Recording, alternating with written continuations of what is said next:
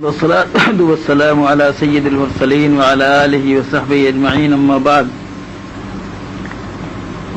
مجھے جیسا کہ میری دلی خواہش تھی کہ خصوصیت کے ساتھ علماء اکٹھا ہوں اور ان سے بات چیت کا موقع ملے، اور دوسرے بھی جو دین کا درد رکھنے والے لوگ ہیں وہ بھی آ جاتے ہیں تو کوئی بری بات نہیں. اصل بات یہ کہنی تھی مجھے کہ علماء کی معاشرے میں ایک خاص حیثیت ہے، اور یہ فرمایا گیا کہ العلماء مصابیح هذه الامہ، علماء اس امت کا چراغ ہیں. چراغ روشنی دیتا ہے، چراغ اپنی ذات کے لیے نہیں جلتا، چراغ گرد و پیش کے لیے جلتا ہے اور اپنے ماحول کو روشنی پہنچاتا ہے. اور چراغ اور شمع جب تک خود نہیں جلتی اور خود نہیں گھلتی اور خود نہیں پگھلتی، دوسروں کو آرام اور فائدہ نہیں پہنچا پاتی. علماء بے شک مینار ہیں، روشنی ہیں، علم ہیں، ہدایت ہیں. ان کے ذریعے ان کے گرد و پیش کو روشنی ملنی چاہیے، لیکن اس سے پہلے ضروری ہے کہ وہ خود جلیں اور وہ خود بھولیں. جو خود جل نہیں سکتا، جو خود بھول نہیں سکتا، جو درد محسوس نہیں کر سکتا، وہ دوسروں کو فائدہ نہیں پہنچا سکتا. علماء کی ذمہ داریاں بہت نازک ہیں، بہت نازک ہیں. علماء کی حیثیت اس امت کے لیے جناب رسول اللہ صلی اللہ علیہ وسلم کے نائبین کی ہے. کار نبوت ان کو انجام دینا ہے. اس لیے جو نبی کے کلیجے میں غم تھا وہ عالم کے کلیجے میں بھی وہ غم ہونا چاہیے. جو نبی کا علم تھا اس علم کا ترکہ بھی علماء کو ملنا چاہیے.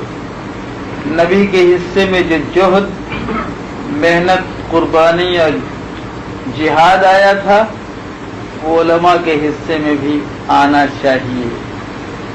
نبی کا جتنا وسیع دائرہ عمل تھا اتنا ہی وسیع دائرہ عمل علماء کا بھی ہونا چاہیے. آپ کون سے عالم ہیں؟ ہم تو صاحب عالم ہیں بنگلہ زبان والے، عالم ہیں اردو زبان والے. میرے کرم کا دائرہ کون سا ہے؟ ہم دیوبندی عالم ہیں، ہم بریلوی عالم ہیں، ہم اہل حدیث عالم ہیں، ہم حنفی عالم ہیں، ہم شافعی عالم ہیں، ہم مالکی عالم ہیں. ہمارے کام کا، ہماری محنت کا، ہماری درمندی کا دائرہ چھوٹا در چھوٹا ہوتا چلا جا رہا ہے. حضور پوری امت کے لیے غمگین رہا کرتے تھے. ایک عالم کو پوری امت کا درد اور پوری امت کا غم اٹھانا پڑے گا تو وہ عالم ہے. خوشی کی بات ہے کہ آپ اس ملک میں چلے آئے ہیں اور یہاں آنے سے اللہ تعالیٰ نے آپ کی روزی کا بہتر انتظام کر دیا ہے. ہم دعا کرتے ہیں ہندوستان میں رہنے والے اللہ آپ کی روزی میں اور برکت عطا فرمائے، خوب برکت ہو جائے. لیکن اپنی اچھی سے اچھی روٹی کمانے والوں کا نام عالم ہے کیا؟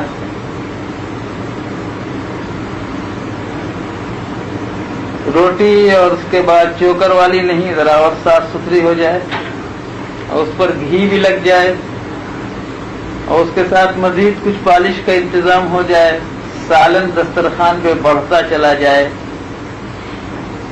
کیا یہی ہمارا آپ کا کام ہے؟ یہی ہمارا آپ کا مقصد زندگی ہے؟ اسی لیے ہم نے علم دین حاصل کیا ہے اور اسی لیے ہم نائب رسول کے مدعی ہیں. لہجے کی تلخی کو معاف کریے گا، لیکن کیا یہ سچائی نہیں ہے کہ ہم اپنی ذمہ داریوں کو بھول بیٹھے ہیں؟ ہندوستان میں بھی ہم مبتلا ہیں.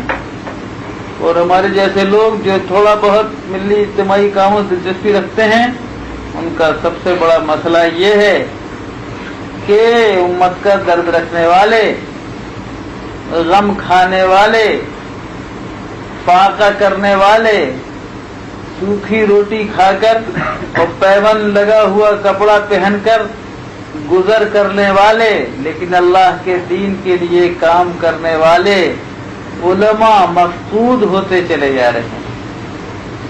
آج کے وقت کا سب سے بڑا یہ المیہ ہے۔ میں یہ نہیں کہتا کہ تم بھوکے ہی مرو، مگر میرے لیے مسئلہ ضرور ہے کہ ہم کیا کریں۔ ایک اچھا مدرس ہو سکتا ہے، ایک اچھا مفتی ہو سکتا ہے، ایک اچھا قاضی ہو سکتا ہے، ایک اچھا محقق ہو سکتا ہے، ایک عالم، لیکن وہ مدرسوں میں تنخواہ کہاں ملے، دارالافتاء میں پیسہ کہاں ملتا ہے؟ یہ تو الگ مسئلہ ہے ہمارے سرمایہ داروں کا اور انتظامیہ کا، کہ علماء کو تنخواہ دینے میں، ان کی ضروریات پورا کرنے میں وہ نہایت بخیل واقع ہوئے ہیں، اور بھی بہت مسائل ہیں۔ لیکن یہ بھی سچائی ہے دوستو کہ ہمارا رجحان بھی اب ان ملازمتوں کی طرف ہے جہاں کام کریں یا نہ کریں سروس سیکورٹی مل جانی چاہیے، جہاں زیادہ سے زیادہ پیسے مل جانے چاہیے۔ نتیجہ یہ ہے کہ دین کا وہ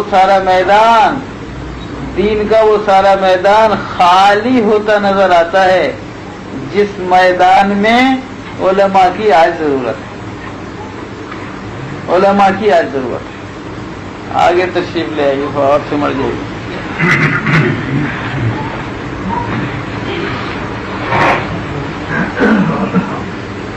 آ جائیے آگے۔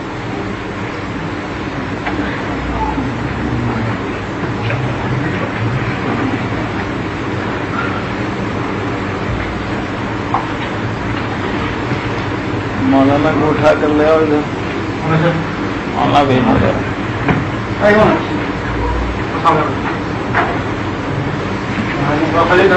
یہاں تشریف لے، ادھر جگہ، یہاں جگہ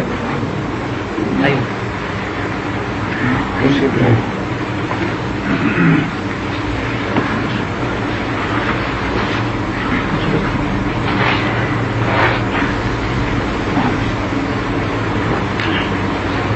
تو دوستو ایک بہت بڑا مسئلہ یہ ہو گیا، آپ آ گئے ہیں یہاں، بڑی اچھی بات ہے، بڑی مبارک بات ہے، اللہ آپ کی رزق میں جتنی برکت دے ہمیں اس کے لیے خوشی ہوگی۔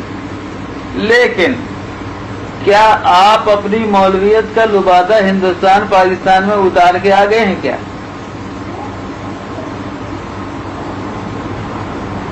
بہت آسان راستہ ہے۔ اب تو ہم روٹی کمانے آئے ہیں صاحب، پیسے کمانا ہے، مزدور ہیں ہم، لیبر ہیں، لیبر آتا ہے روٹی کمانے کے لیے آتا ہے۔ کیا یہ نہیں ہو سکتا کہ آپ اس اللہ تعالی کے اس کرم کے اس لبادے کو ہندوستان پاکستان میں نہ اتاریں، لیتے ہوئے یہاں بھی چلے آئیں؟ ہم عالم ہیں، دین کے لیے جیئیں گے، دین کے لیے مریں گے، روزی بھی اللہ ہم کو دے رہا ہے، کیا اس میں کوئی بری بات ہے؟ کیا نقصان ہے آپ کا؟ میرے اس کڑواہٹ کو معاف کیجیے گا، محسوس کر رہا ہوں کہ زیادہ سخت ہو رہا ہوں، لیکن جو تماشے میں نے سعودی عرب سے لے کر یہاں تک تمام دیکھے ہیں، بہترین ذی صلاحیت علماء اور فضلاء ہند و پاک کے، جن سے بڑے سے بڑا کام لیا جا سکتا ہے، وہ یہاں آ کر ٹائپنگ سے پیسہ کما رہے ہیں۔ ٹھیک ہے، کماؤ، میں اعتراض نہیں کرتا، لیکن اللہ کے دین کے جوہر کو، اللہ کے علم کی اس قیمت کو جو ہمارے سلف نے، بزرگوں نے چٹائیوں پر بیٹھ کر فاقہ کشی کے ساتھ بھوکے مر کے پڑھا کر بھیک مانگ کر ہمارے اور تمہارے لیے، صاف بات کہو، جن مدرسوں میں ہم پڑھا ہے وہاں مدرسوں میں ہمارے ذمہ داروں نے کیا کیا؟ ہم کو کھانا کھلایا، ہمیں کپڑے پہنائے، جاڑوں میں ہمیں لحاف دیا، ہمارے لیے درسگاہ کا انتظام کیا، ہمارے لیے بجلی اور ہیٹر کا انتظام کیا، اور محنت سے علم اور دین ہم کو پڑھایا، اور اس کے لیے وہ ذلیل ہوئے ان سرمایہ داروں کے سامنے، گلی گلی گئے، دروازے دروازے گئے، جگہ جگہ ٹھوکر کھائی، ہاتھ پھیلایا، بھیک مانگا، اور بھیک مانگ کے لا کے ہمیں کھلا کے پڑھایا اور لکھایا۔ کیا اس لیے دوستو کہ تم کچھ بہت زیادہ اچھے کمانے والے اور رجل کاسب بن کر اور اچھے لیبر بن کر یہاں وہاں جا کے دولت کماتے پھرو؟ تم ٹائپسٹ بن کر تم پیسے کما لو، تم حاسب عالی کے آدمی بن گئے، بڑے خوش ہو۔ آج ہندوستان اور پاکستان کے مدرسوں میں سناٹا ہو، اچھا مدرس نہ ملے، ہدایہ کو سمجھنے والا آدمی نہ ملے، مشکات اور بخاری کو صحیح طور پر پڑھانے والا نہ ملے، مدرسوں کے اندر طلبہ کی تربیت کرنے والا نہ ملے، عوام بگڑتے چلے جائیں، مسلمانوں کے حالات خراب ہوتے چلے جائیں، ان کا دینی حس مرتا چلا جائے، ان کے بیچ سے نماز چلی جائے، ان کے بیچ سے دین کا صحیح سمجھ چلی جائے۔ کیا یہی تعلیم تھی محمد قاسم نانوتوی کی؟ کیا یہی تعلیم تھی محمود الحسن کی؟ کیا یہی پڑھائی تھی ہمیں جناب والا شیخ الاسلام حسین احمد مدنی نے؟ کیا یہی پڑھایا تھا مولانا محمد علی مغیری نے؟ کیا یہی پڑھایا تھا رشید احمد گنگوہی نے؟ ہم یہ پوچھنا چاہتے ہیں کہ جو ہمارے بزرگوں اور سلف علماء نے کیا کیا، انہوں نے اپنی روٹی کا بہتر انتظام کیا کہ نہیں کیا؟ مگر محمد قاسم نانوتوی کی یہ کہانی محض کہانی ہے تو سنو، کیا کیا تھا انہوں نے؟ یہی تو کیا تھا کہ 5 روپے ماہانہ ان کی تنخواہ تھی، اور جب والدہ مر گئی تو انہوں نے 2 روپیہ کم کر دیا کہ 3 ہی روپیہ کافی ہے۔ والدہ زندہ تھی تو 2 ان کو دینا پڑتا تھا، اب یہ 2 میرے پاس زائد ہیں، اب مدرسے سے میں 3 ہی روپے لوں گا۔ کیا قاسم نانوتوی کی کہانی محض اس لیے ہے کہ بعد میں سنائی جائے، یا ہماری تمہاری زندگیوں کو بنانے کے لیے بھی اس پر کچھ سوچنے کی ضرورت ہے یا نہیں ہے؟ میں پھر آپ سے کہتا ہوں کہ میں آپ کی روٹی کا دشمن نہیں ہوں، جتنی روٹی کما سکے کمائی، اللہ تعالیٰ آپ کو جتنی روٹی دے بہت خوشی کی بات ہے۔ لیکن میں اتنا ضرور کہنا چاہتا ہوں دوستو کہ ہم نے کم از کم جن علماء سے پڑھا لکھا سوچا سمجھا ہے، وہ علماء تھے جنہوں نے ایک طرف مدرسوں میں بیٹھ کر ہمیں علم دیا، دوسری طرف ساری کائنات کی امت مسلمہ کے لیے 24 گھنٹہ فکر مند بھی رہے۔ وہ چاہے ہندوستان کی آزادی کی لڑائی ہو یا عیسائیت کا مقابلہ ہو، بدعات اور شرک کو مٹانے کی کوششیں ہوں، مسلمانوں کے معاشی حالات کو سنوارنے کی بات ہو، مسلمانوں کی زندگی کے دوسرے اجتماعی معاملات ہوں، زندگی کے کسی معاملے میں وہ علماء غافل نہیں رہے۔ انہوں نے ہمیں یہ سبق دیا ہے کہ عالم رسول کا نائب ہوتا ہے، رسول امت کی جملہ شؤون کے لیے 24 گھنٹہ فکر مند رہتا ہے۔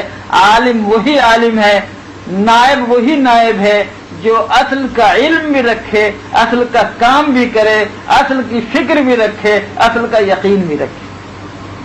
بس اگر جناب رسالت مآب صلی اللہ علیہ وسلم کا فکر، حضور کی دی ہوئی، حضور کا غم، حضور کے سوچ کا دائرہ، حضور کی محنت کا مزاج اگر اس امت کے اندر نہیں تو کیسے ہوگا؟ آج ہندوستان میں مسائل ہمارے پاس ہیں، ہندوستان میں ہمارے پاس بڑا مسئلہ ہے کہ ہم امت کا وجود اور تشخص کیسے اس ملک میں باقی رکھ سکتے ہیں۔ امت کا وجود، اس کا تشخص، اس کی عزت، اس کی پرسٹیج اور اس کا وقار اس ملک میں کیسے برقرار سکتا ہے؟ امت شناخت کیسے ہوگی؟ اس امت کی پہچان کیسے کی جا سکے گی؟ ساری لڑائی، سارا جھگڑا، ساری کشمکش ہماری وہ یہی ہے۔ لوگ ہماری گردنیں کاٹنا نہیں چاہتے ہیں، سن لیجئے۔ لوگوں کا یہ منصوبہ نہیں کہ ہم 15 کروڑ انسانوں کی گردن کاٹ کے اس کا پانی گنگا ندی میں یا خلیج بنگال میں بہا دیں گے، ہرگز ایسی بات نہیں ہے۔ وہاں مسئلہ یہ ہے کہ یہ 15 کروڑ رہے نہیں، 75 کروڑ ہو جائیں، ان کی شناخت مٹ جانی چاہیے۔ اصل جنگ ہماری ہے، ان کی شناخت مٹ جانی چاہیے، اور اپنی کمزوریوں اور اقلیت کے باوجود ہمارا حوصلہ یہ ہے کہ ہم یہ چیلنج کرتے ہیں کہ ہم اپنی شناخت مٹنے نہیں دیں گے، بلکہ اسلام کے خیر اور اس کی برکت کو ہم آگے بڑھائیں گے۔ یہ حوصلے کی بات ہے، کمزوروں کو حوصلہ ہے، لیکن جن کمزوروں کے ساتھ اللہ کی مدد ہوتی ہے وہ کامیاب ہوتے ہیں انشاءاللہ۔ دوستو، مسائل ہمارے پاس کتنے بڑے ہیں؟ ایک مسئلہ ہمارا تعلیم کا ہے، बड़ा मसला ये है कि हमारे यहाँ तालीम के मामले में एक मुसलमान को अपना इस्लामी तशख़्ख़ुस बरकरार रखने के लिए सबसे पहली बात यह है कि उसमें 100% तालीम आनी चाहिए, 100% तालीम आनी चाहिए। हमारा हाल यह है कि हम 15% पढ़े लिखे हैं, 85% जाहिल हैं। ये 100% तालीम में इस 15 और 85 के तवाज़ुन को कैसे बदला जाए, एक हमारी कोशिशों का एक महवर ये है। 100% तालीम अगर नहीं आती है तो हमारा काम नहीं चलेगा। निशाना हमारा 100% का है, कैसे होगा, एक मसला है हमारा। हम जब इस बात पे गौर करते हैं, सुनो जरा, खासकर उलमा से दरखास्त है, मेरी माफ कीजिएगा, मैं तो बिल्कुल आपसे तन्हाई में बात करना चाहता था, लेकिन कुछ गैर महरम भी हैं तो बुरा मत मानिएगा, वो आपके महरम ही करार पाएंगे इंशाअल्लाह। बात मुझे कहने दीजिए, आप जरा गौर कीजिए। मैं पाकिस्तान के आज़ाद शुमार नहीं जानता, लेकिन दोनों कौमों, दोनों मुल्कों का खमीर तो एक ही है मेरे भाई। कबील हिंदुस्तान का या पाकिस्तान का एक ही है, इसलिए बहुत थोड़ा फर्क हो सकता है। हिंदुस्तान भर के मदारिस, मसलन अब दारुल देवबंद चली जाइए, इस वक्त सबसे बड़ा मदरसा है, 2500 से 3000 तलबा वहां पढ़ते हैं। 90 में मान लीजिए कि 15 से लेकर के 2000 तक लड़के वहां पढ़ते हैं। मज़ाहिरुल में भी तकरीबन 1200-1500 दो हैं मिलाकर के पढ़ते हैं। मुरादाबाद में मैं समझता हूँ कि 400-500 तलबा पढ़ते होंगे। हैदराबाद में दारुल है, वहां भी 400-500 लड़के हैं। बिहार में भी बाद मदरसे हैं, जामे रहमानी वगैरह, वहां भी है। मैं सारे हिंदुस्तान के, गुजरात के मदरसों को, कर्नाटक के मदरसों को, आंध्रा के मदरसों को और बंगाल और आसाम मदरसों, सबको समेट कर जानने वालों से पूछता हूं कि वहां के तमाम तलबा की मजमूई तादाद क्या है। मुझे तो लगता है कि 1 लाख कहने में भी दुश्वारी है, लेकिन मैं 5 लाख मानता हूं। और हिंदुस्तान के मुसलमानों की तादाद है कम से कम 15 करोड़। तो 15 करोड़ में 5 लाख, 5 लाख नहीं 10 लाख, 10 लाख नहीं 15 लाख, मान लीजिए कि 15 लाख बच्चे हिंदुस्तान में मदारिस दीनिया इस्लामिया में पढ़ रहे हैं। इसका मतलब 1%। 15 करोड़ इंसानों के अंदर 15 लाख, जो मैंने इंतहाई दर्जे मुबालगा किया है, ये 1% मुसलमान मदरसों में हमारे पढ़ रहे हैं। सवाल ये पैदा होता है कि 99% की फिक्र करना जरूरी है कि नहीं। 1% को तो हम पढ़ा के बेशक आलिम बनाएंगे, अल्लाह करे कि वो अच्छे आलिम बन जाएं।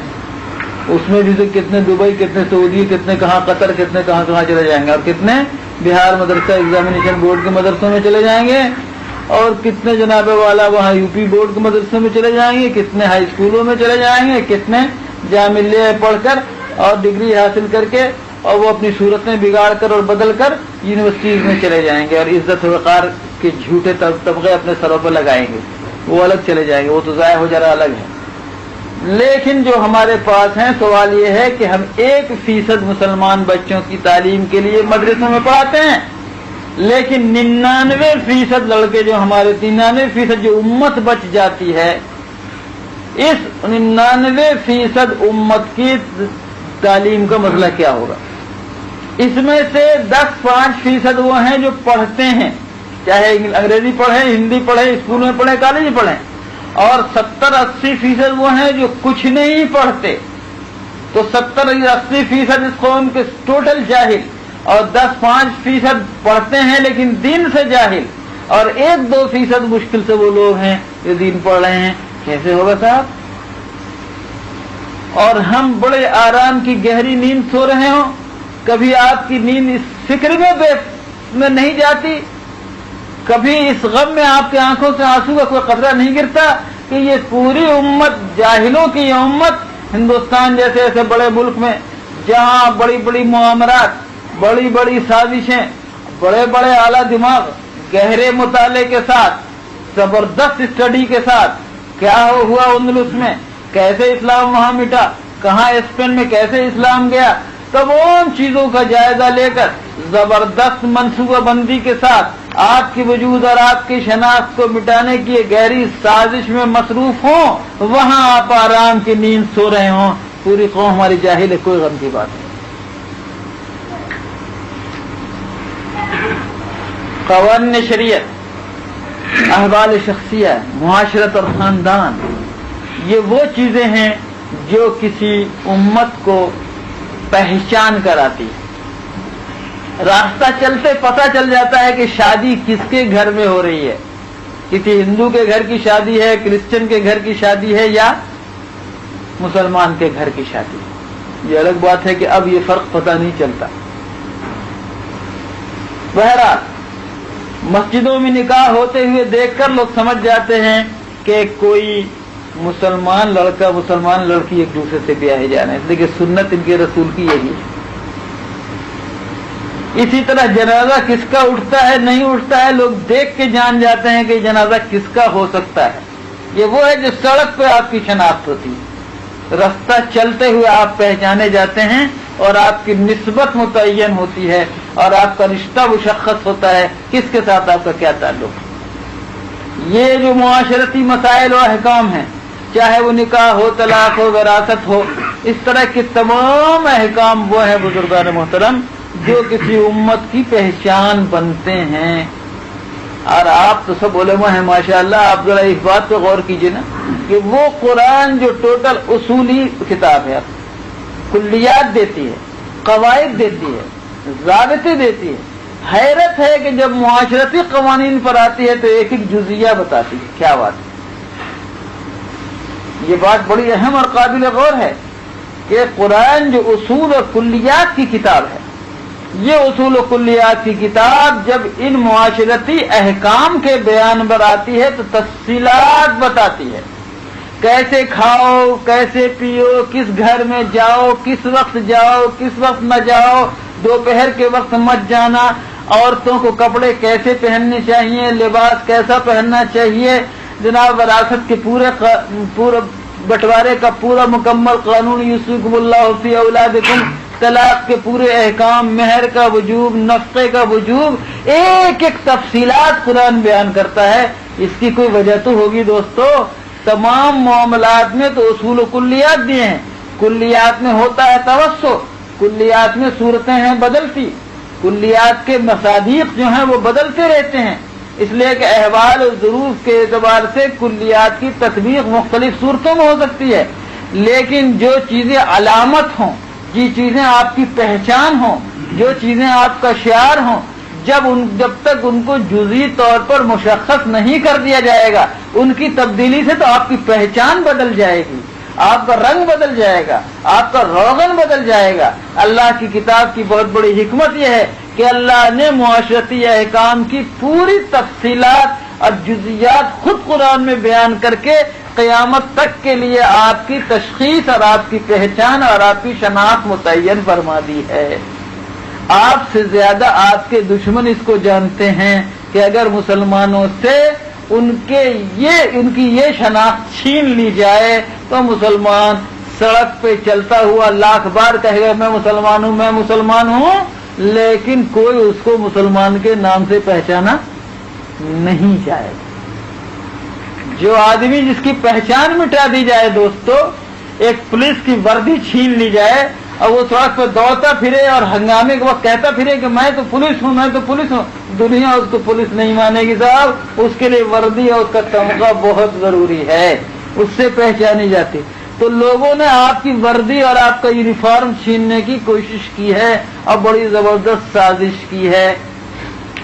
क्या इसके लिए हम उलमा की जिम्मेदारी नहीं है कि हम पूरी फिक्रमंदी के साथ, मैं समझता हूं कि ये हमारे पड़ोसी मुल्क पाकिस्तान का भी ये प्रॉब्लम है। हमारे यहाँ दोस्तों के हाथों, दुश्मनों के हाथों, आपके यहाँ दोस्तों के हाथों ये हो रहा है। ये एक अजीब तमाशा है। वहां भी अल्लाह की शरीयत का जारी करना एक मसला बना हुआ है जहाँ कभी मसला नहीं होना चाहिए था, लेकिन वहां अल्लाह की शरीयत की तनफीज और तत्बीक शायद हमसे बड़ा मसला बनी हुई है। इसलिए कि हम तो जनाब आला जब लड़ते हैं जमहूरियत की बुनियादों पर, तो हमने सुप्रीम कोर्ट के फैसलों को पार्लियामेंट के जरिए अमेंडमेंट करा लिया है। آپ کے یہاں ابھی پارلیمنٹ اس نقطہ نظر پر غور کرنے پر مجبور اور پریشان ہے کہ صاحب شریعت اسلامی جاری ہو یا نہ جاری ہو، اور کس طرح اللہ کے قوانین جاری ہو۔ عجیب بات ہے، اللہ کی کتاب پر ایمان کا دعویٰ کرنے والے یہ سوچنے بیٹھے کہ صاحب اللہ کی کتاب جاری ہو یا نہیں، میں سمجھتا ہوں کہ یہ خود اسلام سے خارج ہو جانے والی بات ہے۔ کیوں کہہ دیا بولے اتنی سخت بات؟ اگر ایک شخص حضور صلی اللہ علیہ وسلم کے بعد کھڑا ہو اور وہ یہ کہے کہ میں نبی ہوں، والعیاذ باللہ جھوٹا دعویٰ کرے کہ میں نبی ہوں، اس سے نبوت کی دلیل جو مانگے گا وہ مومن نہیں کافر ہو جائے گا یا نہیں؟ حضرات علماء بتائیے، مدعی نبوت کذاب سے دلیل نبوت مانگنا کفر ہے کہ نہیں؟ بولو۔ بس شریعت محمدی صلی اللہ علیہ وسلم کے اجرا اور نفاذ اور اس کی تطبیق، اصولی طور پر اس کی تطبیق کو محلے بحث و نظر بنانا کفر ہوگا کہ نہیں ہوگا؟ بولو، کیا سوال ہوتا ہے؟ فلا وربک لا یؤمنون حتی یحکموک فیما شجر بینہم ثم لا یجدوا فی انفسہم حرجا مما قضیت ویسلموا تسلیما۔ کیسے ممکن ہے دوستو؟ یہ ممکن کیسے ہے؟ ما كان لمؤمن ولا مؤمنة اذا قضى الله ورسوله امرا ان يكون لهم الخيرة من امرهم، نہیں ہو سکتا ہے۔ بس کسی ایسے ملک میں جس ملک کا یہ دعویٰ ہے کہ وہ اللہ اور اس کے رسول پر ایمان رکھتا ہے، وہ اللہ کی شریعت اور اس کے قوانین میں یہ بحث کر لے کہ کون قانون اللہ کا ہے کون نہیں ہے، اس پہ بحث کر لے، یہ الگ بات ہے۔ لیکن شریعت محمدی کو اس ملک پر جاری ہونا چاہیے، اس میں غیر غور و فکر کا کہاں سوال پیدا ہوتا ہے؟ میں نہیں سمجھتا کہ اس میں غور و فکر کا کوئی سوال ہی کھڑا ہوتا ہے، لیکن ہے بہرحال دوستو، تو بات یہ کہہ رہی تھی آپ سے کہ ہمارے یہاں بڑا مسئلہ ہے کہ اس امت کے لیے ان شرعی قوانین کی حفاظت کیسے کی جائے۔ تیسرا بڑا مسئلہ جو سارے مسئلوں کی جڑ ہے، یا اس کو آگے کہتا ہوں تیسرا بڑا مسئلہ ہمارا معاشی اور اقتصادی مسئلہ ہے۔ معاشی اور اقتصادی مسائل کے اندر جو ہماری مصیبت ہے وہ کیا ہے؟ وہ سنیے۔ ایسا نہیں ہے کہ مسلمان کماتا نہیں، ایسا نہیں ہے کہ مسلمان کے پاس پیسہ نہیں آتا ہے، کماتا بھی ہے، پیسہ بھی آتا ہے۔ یہ بھی نہیں کہتا کہ سبسڈی آ جاتا ہے اور سب مسلمان مالدار ہو جاتے ہیں، نہیں۔ آپ سب تو ماشاءاللہ یہاں بیٹھ کے خوب کما رہے ہیں نا، لیکن آج کتنے لوگ ہیں جن کی نوکریاں مڈل ایسٹ سے چھوٹی ہیں تو وہاں جا کے رو رہے ہیں، ان کو دیکھا ہے آپ نے۔ اللہ آپ کو اس عذاب سے بچائے۔ اللہم انی اعوذ بک من الحور بعد الکور، نہیں واقعی یہ دعا کرنے کی چیز ہے۔ اللہم انی اعوذ بک من الحور بعد الکور، اللہ راحت کے بعد تکلیف نہ دیجیے گا، ترقی کے بعد زوال نہ دیجیے گا، عروج کے بعد پیچھے مت گھمائیے گا، تو دعا مانگتے رہیے اللہم انی اعوذ بک من الحور بعد الکور۔ مگر میں نے اپنی آنکھوں سے تماشا دیکھا ہے، جنہوں نے 10 برس 5 برس مڈل ایسٹ کام کیا اور جناب خوب گل چھڑے اڑائے، پیسوں کو پانی کی طرح بہایا، لگتا تھا کہ قیامت تک کے لیے ایک دم یہ خلد لکھ دیا گیا ہے ان کے لیے۔ لیکن اب جا کر جو ان کی حالت ہے، ایک تو حسد کا شکار تو وہ ہوتے ہی ہیں، جتنے لوگ یہاں کام کرتے ہیں اپنے ہیں وہ اپنے قریب والوں کی حسد کا شکار ہوتے ہیں، یا تو کسی کی مدد کیا تو جب تک کیا سبحان اللہ، اور جس دن چھوڑا اس دن سے دشمنی۔ دوسرا مسئلہ کیا ہوتا ہے کہ چاروں طرف سے لوگ حسد کرتے ہیں ان کے ساتھ، اور اس کے بعد جب جناب والا یہ دن آیا کہ مصیبت کا وقت ان کے آیا، تو اب اس وقت ہنسنے والوں کے ہنسنے اور مذاق کا شکار ہو جاتے ہیں۔ تو اللہ تعالیٰ سب سے محفوظ فرمائے، ہم لوگوں کو حسد سے بھی محفوظ فرمائے، اور اللہ تعالیٰ ایسے لوگوں کے شر سے بھی محفوظ فرمائے جو ہماری تکلیف کو دیکھ کر خوش ہوتے ہیں۔ بات مجھے یہ کہنی تھی دوستوں کہ مسئلہ یہ نہیں ہے کہ مسلمانوں کو پیسہ نہیں ہے یا پیسہ کماتا نہیں ہے، کماتا ہے مسلمان، آتا بھی ہے پیسہ، لیکن مسلمان کے ہاں آمد اور خرچ کا حساب نہیں رہتا۔ آمد اور خرچ میں وہ توازن برقرار نہیں رکھ پاتا ہے۔ پیسہ جب آتا ہے تو بس لا تبسطھا کل البسط، اللہ نے فرمایا ہے، یہ کہتا نہیں کہ نبسط کل البسط، ہم تو ایک دم ہاتھ کھول ہی دیں گے، بلکہ مشکل ہوا تو ہاتھ میں سوراخ کر دیں گے، رکے ہی نہیں پیسہ۔ اور جب بخل پر آتا ہے تو زکوٰۃ نہیں دینا چاہتا، اور طرح طرح کے راستے نکالتا ہے کہ زکوٰۃ سے بچ جائے۔ कंजूसी की इंतहाई है कि अल्लाह का हक नहीं देना चाहता, और जनाब वाला इसकी सखावत की इंतहा यह है कि साहब वो सुराख करके सारे पैसे गिरा देना चाहता है, रुकने नहीं पाए पैसा। तीसरी बात क्या है, मुसलमान पैसा अपना ऐसे मद में लगाता है जिससे कोई रिटर्न आने के बजाय वो पैसा खत्म होता चला जाए। मकान बना लिया आपने, रिहाइश का मकान बहुत आला दर्जे का, क्या हुआ, ईंट पुरानी होगी, उसमें कीमत घटेगी या बढ़ेगी? जाहिर है कि साहब मकान की कीमत घटेगी, ईंट, सीमेंट, चूना, लोहा सबका दाम जो है वो घटता चला जाएगा, हर साल उसमें डिप्रेशन होगा और पैसा घटेगा आपका।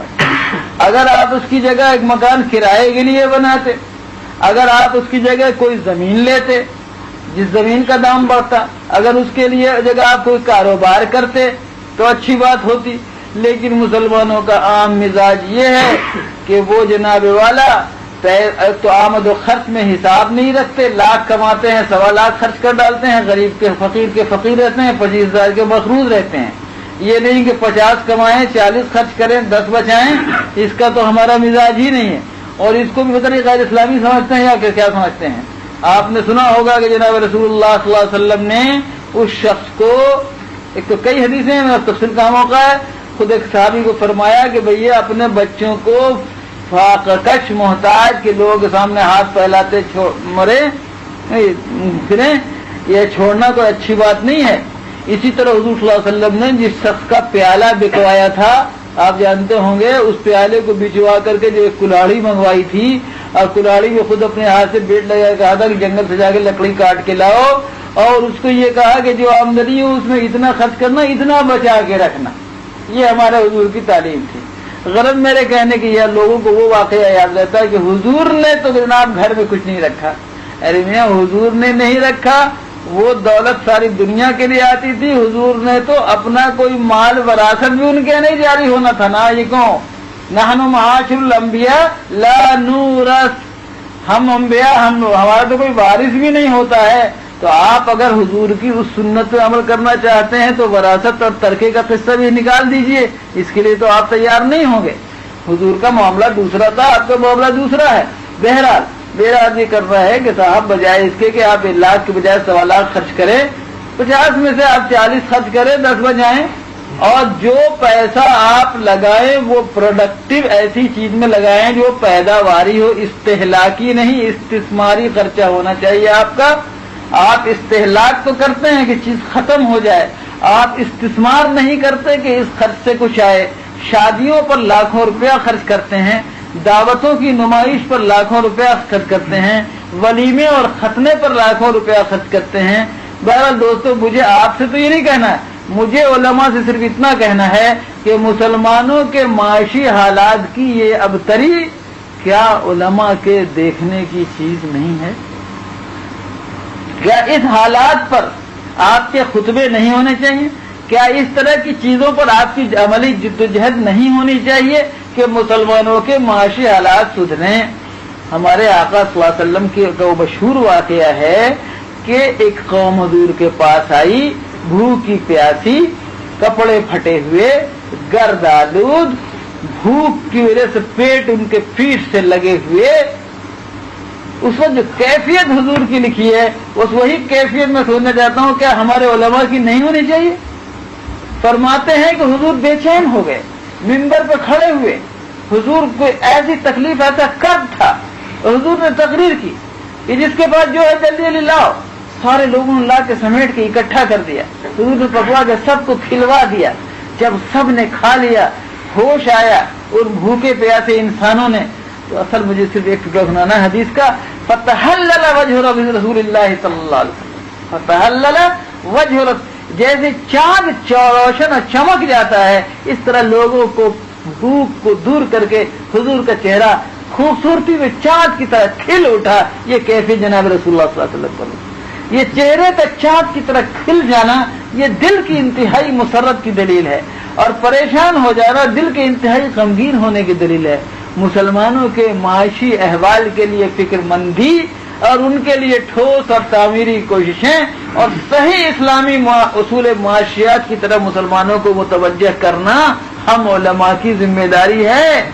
بس جیسے مسئلہ ہمارا تعلیم کا ہے، جیسے مسئلہ ہمارا پرسنل لاس کا ہے، جیسے مسئلہ ہماری معاشیات کا ہے، اس طرح دوستو یہ تو وہ مسائل ہیں جن کی لڑائی ہم کر رہے ہیں یا جن کے خلاف ہم کو لڑنا ہے۔ بنیادی طور پر جو مسئلہ ہے، مسلمانوں سے کیا اسلام نہیں نکلتا جا رہا؟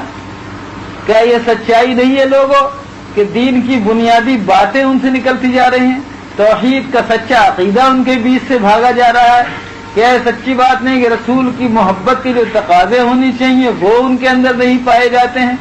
یعنی دین کی دعوت اور دین کے صحیح پختہ اور ٹھوس عقائد کی طرف مسلمانوں کو قریب کرنے کی کوشش، آخرت کے عقیدے کو بیدار کرنا، اللہ پر ایمان، رسول پر ایمان، اور وہ بنیادی باتیں جن کے بغیر ایک مسلمان نہیں رہ سکتا، مسلمانوں کو کھینچ کر دین کے اس نقطے کی طرف لانا جس کی دعوت حضور اقدس جناب رسول اللہ صلی اللہ علیہ وسلم دی تھی۔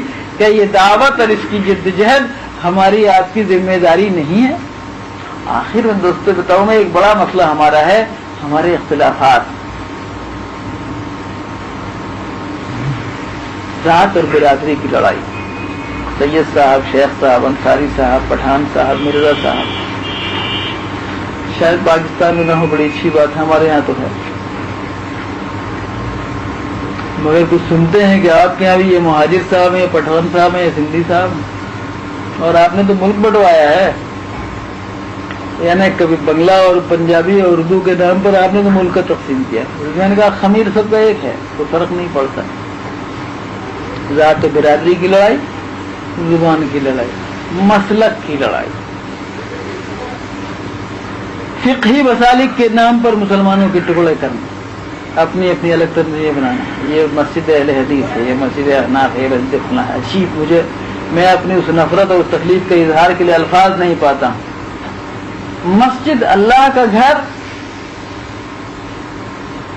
رسول اللہ صلی اللہ علیہ وسلم اسلام پہ ہمیں چھوڑ کے گئے تھے، اور ہم نے مسلکوں کے امتیازات و تخصصات اپنے اندر حاصل کیے۔ حضور نے ہم کو مسلمان چھوڑا تھا، اور قیامت کے دن ان کے جھنڈے کے نیچے مسلمان جمع ہوں گے، یا حنفی، شافعی، اہل حدیث اور مالکی اور فلاں فلاں جمع ہوں گے۔ ان ناموں کا کوئی جھنڈا غالباً وہاں نہیں ہوگا، صرف اسلام کا جھنڈا ہوگا، جناب رسالت مآب صلی اللہ علیہ وسلم کا جھنڈا۔ مسائل میں اختلاف کو میں نہیں کہتا ہوں، رائے میں اختلاف ہوگا، مباحث ہوں گے، اس میں کوئی دشواری کی بات نہیں ہے، مسائل اور مسالک میں اختلاف ہوگا، یہ رحمت ہے اختلاف، وہ مصیبت نہیں ہے۔ علماء کا وہ اختلاف رحمت ہے، امت کے لیے سہولت کا ذریعہ ہے۔ سینکڑوں مسائل میں جب ہم مجبور ہوتے ہیں، ضرورت محسوس کرتے ہیں، ایک مسلک سے دوسرے مسلک کی طرف عدول کرتے ہیں۔ نہ کبھی امام شافعی نے امام ابو حنیفہ کی کبھی بھی توہین نہیں کی، بلکہ لکھا ہے کہ پابندی سے بغداد میں حضرت امام اعظم کے ہاں، یعنی امام صاحب کا انتقال ہو چکا تھا، اس مسجد میں حاضری دیتے رہے، اور جب وہاں حاضر ہوتے تو رفع یدین نہ کرتے۔ لوگوں نے پوچھا حضرت آپ رفع یدین کیوں نہیں کرتے؟ کہا کہ ایک تو میں امام اعظم کے پاس حاضر ہوں، اور یہاں حاضر ہو کر میں ان کے مسلک کی خلاف ورزی نہیں کرنا چاہتا ہوں۔ یہ امام سیدنا امام شافعی فرماتے ہیں۔ اللہ کو معمولی بات ہے کیا؟ ان لوگوں کے احترام ایک دوسرے کا کیا کہنا ہے؟ امام محمد ابن حسن اور امام شافعی کا رشتہ آپ کو معلوم ہے، امام شافعی کی والدہ سے نکاح ہوا ہے امام محمد صلی اللہ علیہ وسلم، امام محمد صلی اللہ علیہ وسلم کا نکاح ہوا ہے امام شافعی کی والدہ سے، اس لیے بچپن سے ان کی تربیت میں رہے، لاکھوں روپے اور کتابیں ان پر خرچ کیے انہوں نے۔ امام محمد کی تعریف جو امام شافعی نے کی ہے وہ دیکھ لیجئے تماشا، اور امام محمد صاحب رحمۃ اللہ علیہ نے جو امام شافعی کے ساتھ محبت کی ہے وہ دیکھ لیجئے۔ ان تمام علماء میں ہر درجہ اکرام اور ہر درجہ ایک دوسرے کی رائے کا احترام تھا، لیکن رائے میں اختلاف کر سکتے ہیں، وہ قطعاً علمی بنیادوں پر اختلاف ہے۔ ہم نے اپنی جہالت میں آ کر ان اختلافات کو امت کے درمیان ٹکڑے کرنے کا ذریعہ بنا دیا، الگ الگ ٹکڑوں میں بانٹ دیا۔ یاد رکھو لوگوں، तुम सब एक उम्मत और एक जमात हो, एक रसूल की उम्मत हो, तुम एक अल्लाह की किताब पर ईमान रखने वाली उम्मत हो। हमारा सबसे बड़ा मसला और सारी मुसीबतों की जड़ हमारे वो इख्तिलाफात हैं जिनकी वजह से हम उम्मत को टुकड़ों में बांटकर इनकी कुव्वतों को मुंतशिर कर देते हैं। और वो हदीस याद आती है मुझे अबू दाऊद शरीफ की कि हुजूर अक़दस सल्लल्लाहु अलैहि वसल्लम ने दुआ फरमाई थी कि ए अल्लाह मेरी उम्मत पर कहत का अजाब उतार कर इनको तबाह मत कर दीजिएगा। हुजूर ने फरमाया, अल्लाह ने फरमाया कि मेरे हबीब आपकी दुआ कबूल, आपकी उम्मत कहत के अजाब में हलाक नहीं होगी।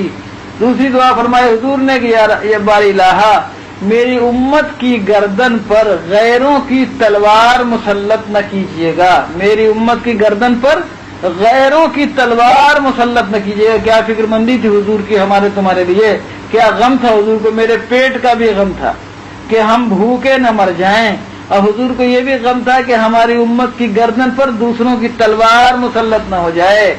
क्या कहा अल्लाह ने, मेरे हबीब आपकी ये दुआ भी मंजूर, लेकिन एक शर्त के साथ, जब तक आपकी उम्मत अपनी तलवार अपने भाइयों की गर्दन पर नहीं उठाएगी तब तक गैरों की तलवार आपकी उम्मत की गर्दन पर मुसल्लत नहीं की जाएगी। ये सच नहीं है कि हमने ये सारा तमाशा अपनी आंखों से देख लिया, हमारे हुजूर नहीं शर्त। बस हमारे बुजुर्ग उलमा, मैं अब तक जो कुछ आपकी शान में गलत नामुनासिब बातें कह चुका हूं उन सबकी माफी चाहता हूं दिल की गहराई के साथ। कुछ दर्द के ऐसे लम्हे होते हैं आदमी अपने काबू में नहीं रहता। मैं आपसे बड़ी गहरी दिली से माजरत चाहता हूँ। मेरे कहने का सिर्फ इतना मकसद है कि आप नायबीन रसूल हैं, आप जहाँ रहिए हलाल रोजी कमाइए, बहुत अच्छी बात है, लेकिन उम्मत के हालात के लिए फिक्रमंद रहिए। यहाँ की उम्मत हो, आपके मुल्क की उम्मत हो, उनके लिए आप गम खाइए। क्या हुआ इतने बड़े मुल्क पाकिस्तान में दोस्तों, क्या ये बदनसीबी की बात नहीं है कि दुनिया के अखबारात ये लिखते हैं कि इस्लाम वहां हार गया, अल्लाह वहां शिकस्त खा गया। क्या हमारे लिए रोने की बात नहीं है? जो उस मुल्क के रहने वाले हैं वो उस गम को महसूस नहीं कर सकते, हम लोग उसको ज्यादा महसूस करते हैं जब हम इसके ताने सुनते हैं, जब हमारे कलेजों को बर्छियां मारी जाती हैं कि तुम्हारा अल्लाह तुम्हारे फला मुल्क में हार गया, तो हमारे ऊपर क्या असर होता है? वजह क्या है? वजह यह है कि हम उलमा अवाम तक नहीं पहुंचे, हमने आम मुसलमानों को बात नहीं समझाई कि इस्लाम क्या है। आम मुसलमान आज भी कितना ही बुरा हो, वो सिंध के इंटीरियर में रहता हो, पंजाब की गहराई में रहता हो, सरहद में रहता हो, ऐसा नहीं है कि वो अल्लाह और उसके रसूल से मोहब्बत नहीं रखता, किताब से मोहब्बत नहीं रखता। उसको बात सियासत की जुबान में समझाई गई, उसको किसी ने अल्लाह का खौफ नहीं दिलाया, रसूल की मोहब्बत नहीं दिलाई, और सही अफराद जिन पर वो एतमाद कर सकें कि हाँ इनके जरिए अल्लाह और रसूल का दीन, अल्लाह रसूल की हुक्मरानी हम पर कायम होगी, वो नहीं पहुंचाया गया। लोग शहरों में तकरीरें तो करते रहे, अखबारात में तस्वीरें तो छपवाते रहे, टेलीविजन पर नुमाइशें तो करते रहे, लेकिन आम इंसानी आबादी, मुस्लिम आबादी तक देहातों में पहुंचकर और जो पॉकेट्स हैं उन तक पहुंचकर अपनी बात आपने पहुंचाई कहाँ? जिद्दोजहद की कहाँ? कुर्बानी की कहाँ? आप लेने गए, कभी उनको देने कुछ नहीं गए। लोगों जो कह रहा हूं इसको समझो, लेने गए आप, देने कुछ नहीं गए उनको। काश कि आपने उनको दिया होता तो आपको उनसे कुछ मांगने की जरूरत नहीं पड़ती। मेरे दोस्तों ये हालात पूरे इसके हैं। बस हजरात उलमा, मैंने बहुत बेअदबी की मुझे इसका एहसास है, मैं आपसे माफी चाहता हूँ और इतनी दरख्वास्त करना चाहता हूँ कि बराह करम आप दिले फिक्रमंद और दिले दर्दमंद लेकर जिंदगी गुजारिए। उम्मत के मसाइल का सही शऊर और सही शऊर से उसका सही हल, और उम्मत की 24 घंटा निगरानी, और उनके गम में जीना, उनके गम में मरना, और उनको सही इस्लामी शरीयत उसके हल की तरफ ले चलना, उनका मिजाज बनाना, उनकी मुआशरत की सही तश्कील करना, उनकी तहजीब और उनके तमद्दुन पर अल्लाह के दीन के नकूश की छाप डालना, उनके अंदर सही फिक्रमंदी और अपने मसाइल को सही शऊर पैदा करना, और उनकी दुनिया और आखिरत दोनों के लिए फिक्रमंद रहना आपकी जिम्मेदारी है। दुआ फरमाइए कि अल्लाह ताला हम जिन जिम्मेदारियों को लेकर अपने अपने मुल्क में काम कर रहे हैं, अल्लाह खुलूस के साथ काम करने की तौफीक अता फरमाए।